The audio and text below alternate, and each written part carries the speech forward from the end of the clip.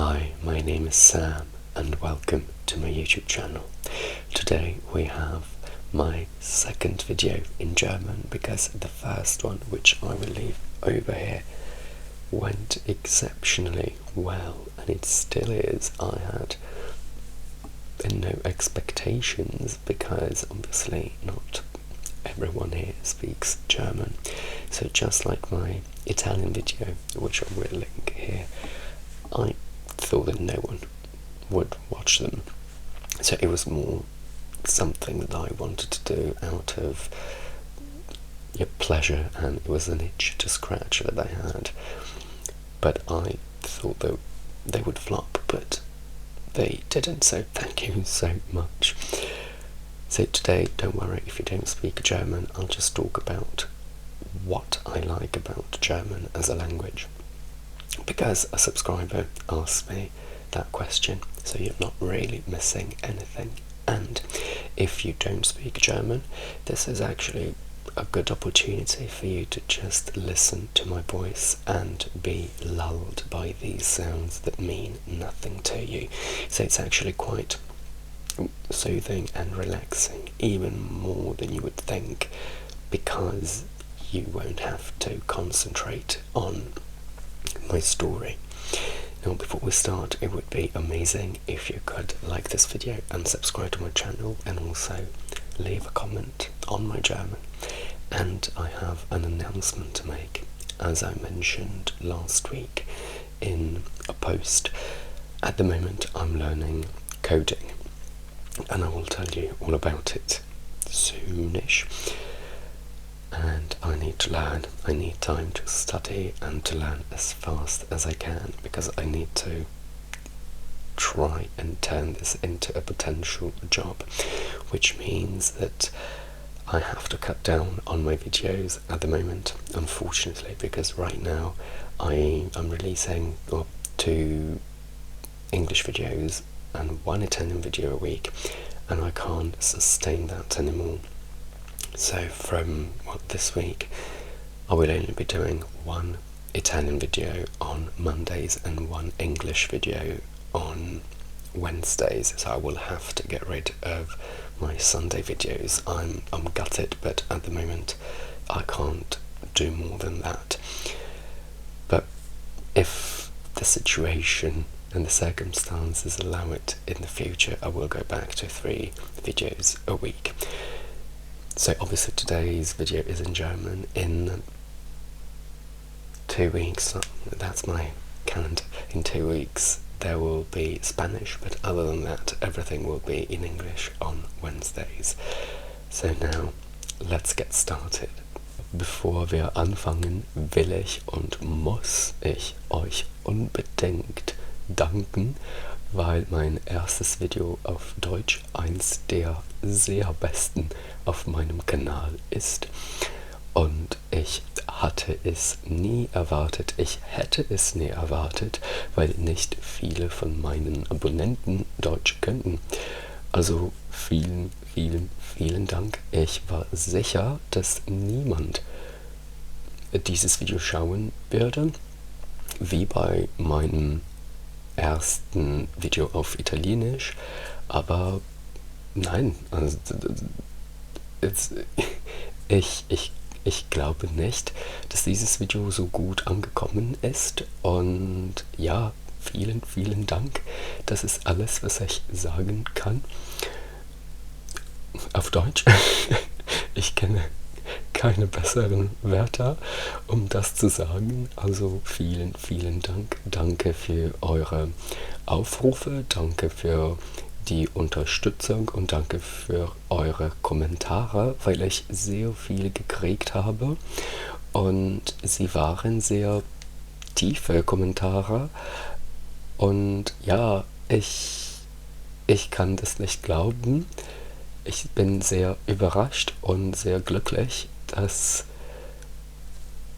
das passiert ist. Das ist alles, was ich sagen kann, und da ich Deutsch liebe, bin ich sehr froh und glücklich, dass ich noch ein Video aufnehmen kann. Und ja, also Heute wollte ich über etwas anderes reden, aber jemand von euch hat mich gefragt, ob ich darüber reden kann, was mir an Deutsch als Sprache gefällt. Und da es ein sehr komplizierter Begriff ist, auf Deutsch zu erklären, will ich mich herausfordern, es zu tun. Und für dieses Video habe ich ein paar Wörter nachschlagen sollen, wie Begriff und herausfordert, und ich hoffe, dass sie richtig sind und ich hoffe, dass ihr mich versteht. Aber wenn ich große Fehler mache, bitte lasst es mich wissen. Okay, also diese Frage ist sehr interessant, weil ich keine echte logische Antwort dazu habe. Also was an der Sprache gefällt mir. Und fangen wir vom Anfang an und ich versuche euch alles zu erklären. Also, ich liebe Sprachen und ich liebe Mathematik. Und ich habe ein Video hier, wo ich über Sprachen rede. Und dann habe ich auch ein Video hier, wo ich über Mathe rede und warum ich sie liebe. Sie sind auf Englisch, aber sie könnten interessant sein. Ich liebe diese zwei Fächer und das ist sehr wichtig, weil ich eine Verbindung zwischen den zwei sehe. Weil ich glaube, dass Sprachen einfach Mathematik sind. Ich sehe Sprachen als Mathematik. Also Sprachen haben viele Regeln, die man lernen und dann benutzen soll, genauso wie bei Mathematik.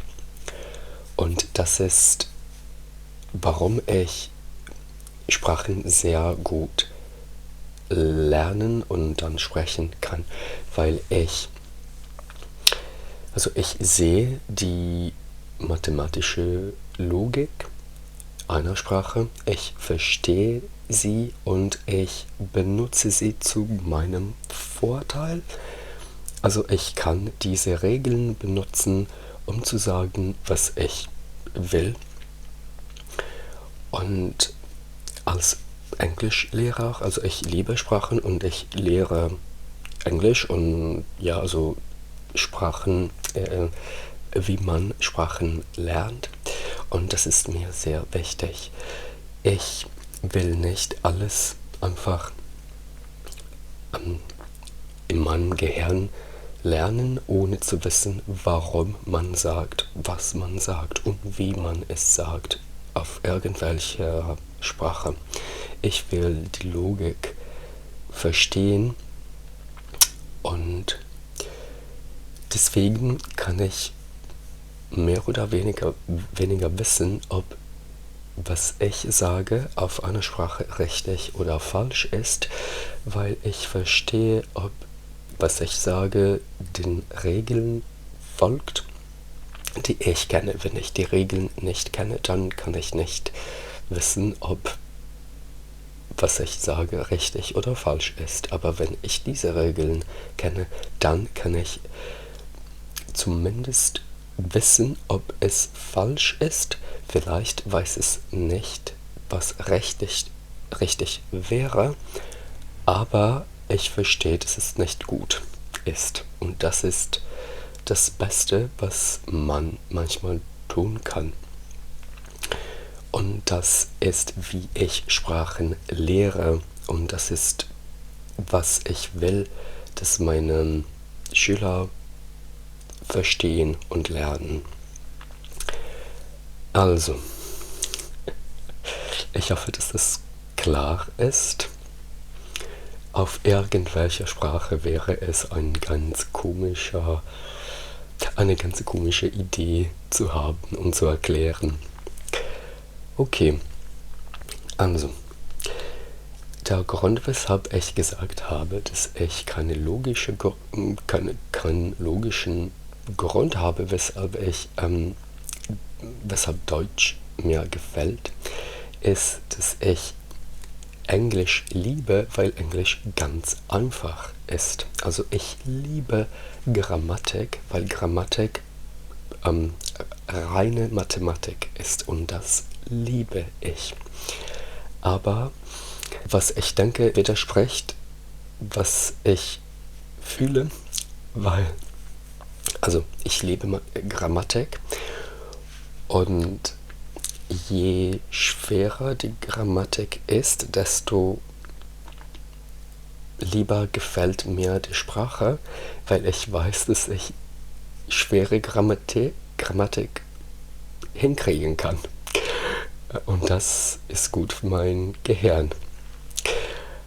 Aber ich liebe Englisch, weil es ganz einfach ist und es hat keine Grammatik. Und ich liebe die Tatsache, dass man auf Englisch nichts braucht, um eine Idee auszudrücken. Also Englisch ist ganz einfach und es ist ganz schnell.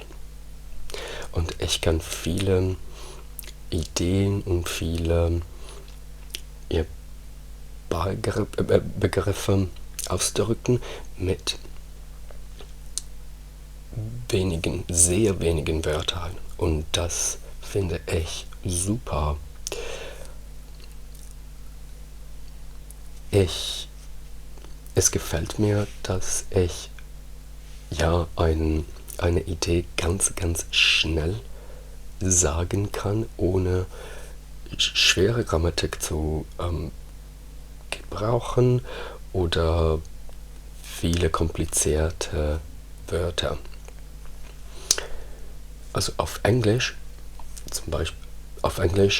brauche ich 3 Wörter für eine Idee, aber auf Deutsch oder auf Italienisch oder auf Französisch werde ich einen ganzen langen Satz brauchen, um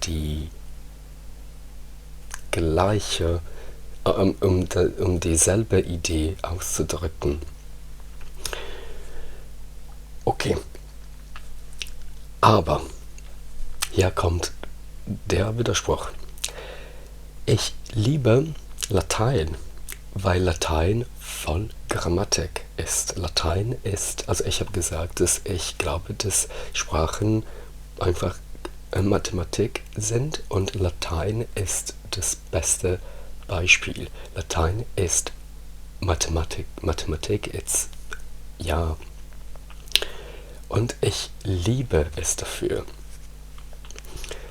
Aber niemand spricht Latein. Also Latein ist einfach eine mathematische Übung. Und einer der Gründe, weshalb ich lateinische Sprachen nicht mag, wie Italienisch, Spanisch und Französisch, ist, dass sie unnütze Grammatik haben. Was ich dabei meine, ist, dass zum Beispiel auf Italienisch wie auf Deutsch haben wir viele Artikel und auf Italienisch können Namen weiblich oder männlich sein. Auf Deutsch haben wir Neutrum auch, also 3 Geschlechter. Und das finde ich total unnütz. Warum sollte mein Gehirn Energie verschwenden, um diese Geschlechter zu lernen und sich an sie zu erinnern, wenn ich geschlechtlose Grammatik haben kann? Das wäre viel einfacher, wie Englisch und Ungarisch auch. Und sicher mehr Sprachen als diese 2, die ich kenne. Noch ein Beispiel ist Verben. Auf Englisch ändern sich die Verben nicht. Also das Verb ist to go und wir sagen I go, you go. Die einzige Form, die sich ändert, ist he, she, it. Aber dann haben wir we go, you go, they go. Auf Deutsch haben wir nur eine Art Verben. Auf Italienisch haben wir 3 Formen. Also auf Deutsch enden die Verben mit en. Also sagen, fahren. Und sie benehmen sich alle in denselben Weg.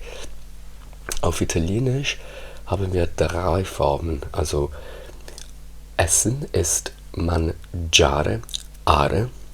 Trinken ist bere, also are, ere. Und schlafen ist dormire, ire. Are, ere, ire. Und je nach der Ende des Verbs ändern sich alle Formen der Personen.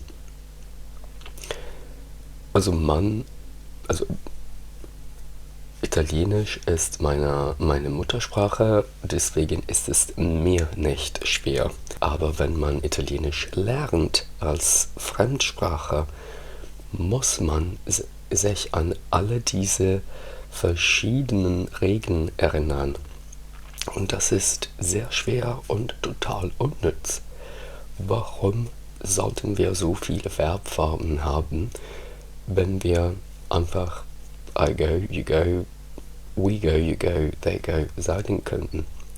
Mein Gehirn versteht das nicht. Als Mathematiker finde ich Englisch klüger und schlauer, weil es nicht viel braucht und benutzt, um eine Idee auszudrücken.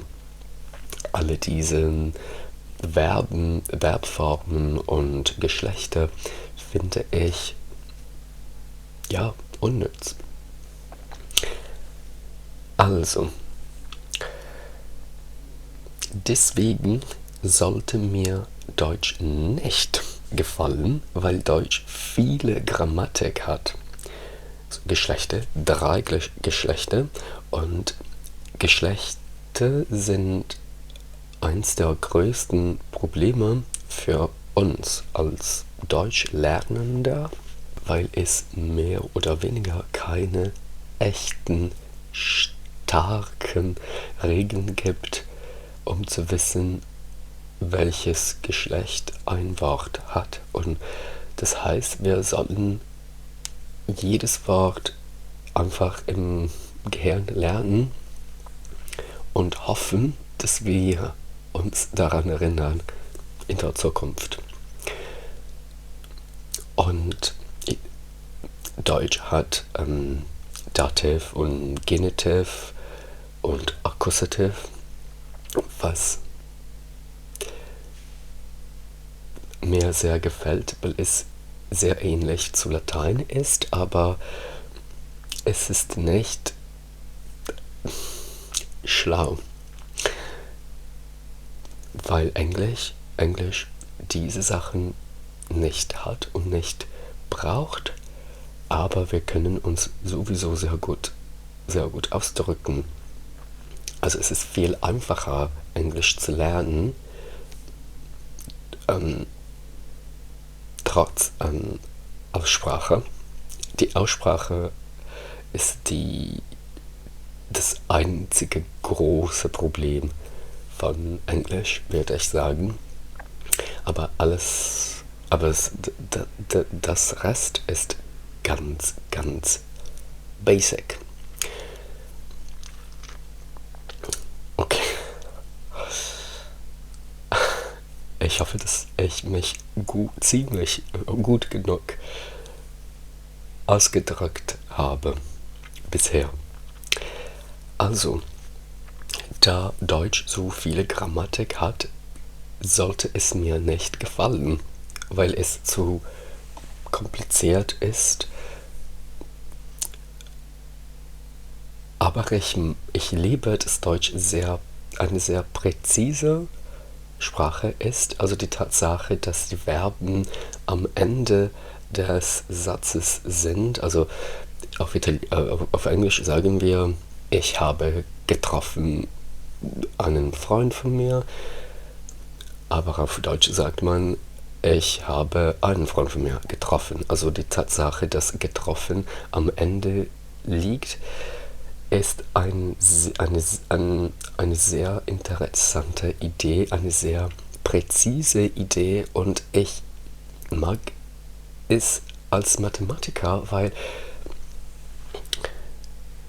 also wenn logisch ist es sehr, sehr schlau, weil ich verstehe, wo und wann der Satz endet, weil ich das Verb sehen kann, und das finde ich total genius. Das passiert nicht in den Sprachen, die ich kenne. Vielleicht auf anderen Sprachen schon, aber nicht auf Italienisch, Französisch, Spanisch und Englisch. Und das finde ich ja sehr gut. Aber wenn ich daran denke, ist es unnütze Grammatik, weil ich auf Englisch ohne diese Regel ganz gut überleben kann. Also, ich hoffe, ja, das, was ich gesagt habe, klar ist, weil, also, wenn ich sagen soll, was mir an der Sprache gefällt, ja, ich habe keine logische Antwort, weil Deutsch mir nicht gefallen sollte, wegen seiner Grammatik. Aber ich liebe es. Ich liebe die Laute. Ich liebe die logischen Begriffe, obwohl sie unnütz sind. Aber ich liebe es, und das ist einfach, was ich sagen kann. Und ich glaube, dass ich es liebe, weil es mich an Latein erinnert. Also mit Dativ und Genitiv und Akkusativ. Für uns ist es sehr schwer, uns an jeden Kasus zu erinnern. Also wir sollen uns daran erinnern, dass die Präposition mit nur den Dativ braucht. Also ich kann nicht sagen, ich bin mit meine Mutter ins Kino gegangen, weil meine Akkusativ ist. Ich muss mich daran erinnern, dass ich meiner Mutter sagen soll. Ich kann nicht mit meinem Bruder sagen, sonst mit meinem Bruder sagen. Aber es gibt Präpositionen, die beide Akkusativ oder Dativ haben könnten, je nachdem, ob Bewegung da ist. Also ich lege das Buch auf den Tisch, weil es Bewegung gibt, aber das Buch liegt auf dem Tisch. Das ist Dativ, weil es keine Bewegung gibt. Und das sollen wir als Deutschlernender lernen und wissen. Und ja, das ist auch unnütz für mein Gehirn, aber ich liebe es. Ich weiß nicht warum. Also ja, meine Liebe für Deutsch ist unlogisch, aber ich bin sehr, sehr froh und glücklich, dass ich Deutsch in der Schule gelernt habe, weil ja, es mir sehr, sehr, sehr gefällt. Okay, also als ich dieses Video angefangen habe, hatte ich mir gedacht, ich konnte nach diesem Thema noch über die Fehler reden, die ich als Deutschlernender mache oder gemacht habe. Aber ich glaube, dass dieses Video ein bisschen zu lang schon ist. Deswegen werde ich über meine Fehler in einem anderen Video reden. Das heißt, ich werde ein drittes Video drehen, was sehr gut ist, weil ich Deutsch liebe. Also ja, also heute ist es genug, würde ich sagen. Ich hoffe, dass ich diesen schweren Begriff gut erklärt habe. Und ich weiß, dass meine Gedanken sehr komisch und sehr, ja, wissenschaftlich sind. Aber ja, ich hoffe, dass ihr mich verstanden habt. Wir sehen uns bald auf Englisch und auf Deutsch. Tschüss.